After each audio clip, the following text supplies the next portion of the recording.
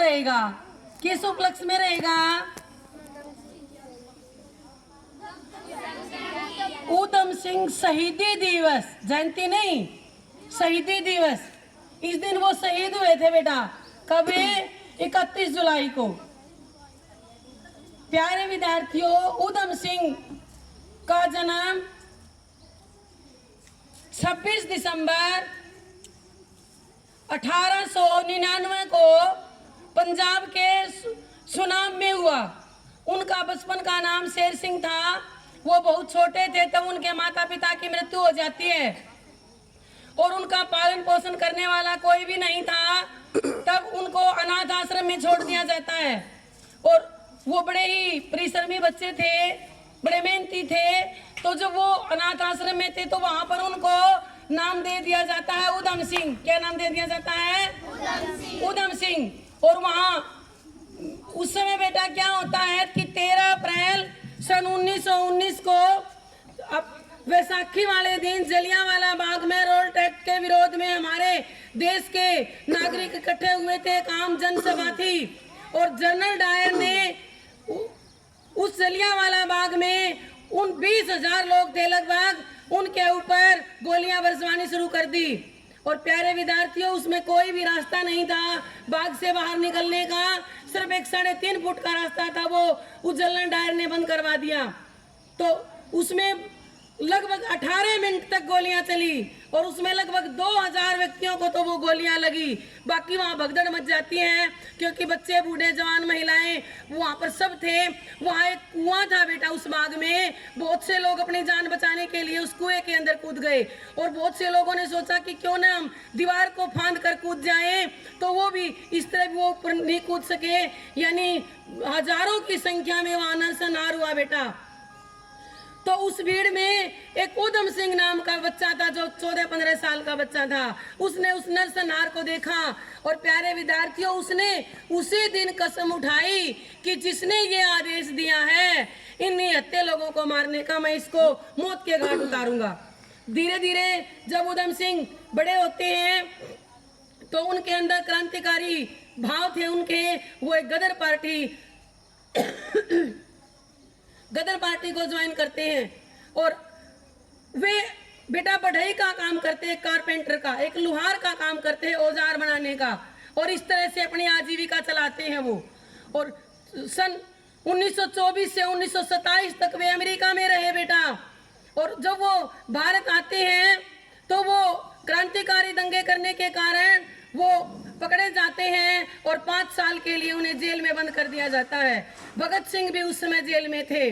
और जब 23 मार्च सन 1931 को भगत सिंह, सुखदेव, राजगुरु को जब फांसी की सजा दी जाती है तो ऊधम सिंह उस समय जेल में ही थे। उनके अंदर क्रांतिकारी भाव और तेज हो जाते हैं और फिर प्यारे विद्यार्थियों, वो किसी न किसी प्रकार मौका पा करके वो लंदन चले जाते हैं क्योंकि उन्हें पता चला कि जिसने ये आदेश दिया था वो पंजाब का एलजी यानी गवर्नर, जनरल गवर्नर था और उसने वो आदेश दिया था और उसका नाम था माइकल ओ डायर। और जिसने वो नरसंहार करवाया था वो था आर डायर। दोनों डायर थे। और जब वो लंदन जाते हैं सन 1934 में तो उन्हें पता चलता है कि जिन्होंने वो नरसंहार करवाया था वो तो सन 1927 में उसकी मृत्यु हो जाती है क्योंकि उसको लकवा मार गया था। तो वहां पर वो उन्हें कोई काम नहीं मिलता। तब वो एक होटल के अंदर प्यारे विद्यार्थियों वेटर का काम करते हैं और इस प्रकार उन्होंने कुछ धन कमाया और उस धन से उन्होंने एक रिवाल्वर खरीदा। क्या खरीदा? रिवाल्वर। और जो माइकल ओ डायर थे बेटा, एक दिन उन्होंने वो दिखाई दिए, वो उसको मार सकते थे। उनके रिवाल्वर में 5 गोलियां थी लेकिन उन्होंने उसको नहीं मारा क्योंकि उनको पता था कि जैसे मेरी पूरी भरी जनसभा जलियांवाला बाग का जो हत्याकांड हुआ था वैसे ही जनसभा के अंदर मैं इसको मारूंगा। तो प्यारे विद्यार्थियों, वो मौके की तलाश में थे। वो घड़ी भी आई, उसे पता चला कि कैक्टस हॉल में उनका सम्मान किया जा रहा है डायर का। और वो वहाँ उपस्थित होते हैं उस जनसभा में। तो हमारे उधम सिंह अपनी इस रिवाल्वर को एक मोटी पुस्तक के अंदर काट के स्केच बनाया, उसके अंदर उसको फिट किया और इस प्रकार से वो उसके अंदर वहाँ चले जाते हैं उस सभा के अंदर। उस हाल में वो पहुंच जाते हैं और जैसे ही माइकल ओ डायर वहां पर अपना भाषण देने के लिए खड़े होते हैं, वो मंच पर जाते हैं और 2 गोलियां उसके ऊपर दाग देते हैं और तुरंत वो उनकी मृत्यु हो जाती है। और वहां पर इतना सन्नाटा, इतनी भागदौड़ हो जाती है कि किसी ने उसको पकड़ा नहीं। उधम सिंह ने कहा कि तुम मुझे गिरफ्तार करो। वहाँ का जो पुलिस सुपरिटेंडेंट था वो कांप रहा है, उसको डर है कि एक भारतीय ने पूरी हमारे हाल के अंदर आकर इतना बड़ा काम कर दिया तो ये मुझे ही मार सकता है। फिर उन्होंने क्या किया, अपने रिवाल्वर को फेंक दिया और कहा कि मुझे अब गिरफ्तार करो। और उसके बाद उन्हें लंदन में उनके ऊपर मुकदमा चलाया जाता है। प्यारे विद्यार्थियों, आज जब उनको जज के सामने उपस्थित किया गया तो जज ने पहला प्रश्न यही किया कि उधम सिंह तुम भाग सकते थे, तुम क्यों नहीं भागे? तब उधम सिंह ने कहा कि मेरे देश में पीठ दिखाना कायरता की निशानी है, हम सीने पर गोली खा सकते हैं लेकिन पीठ नहीं दिखाते।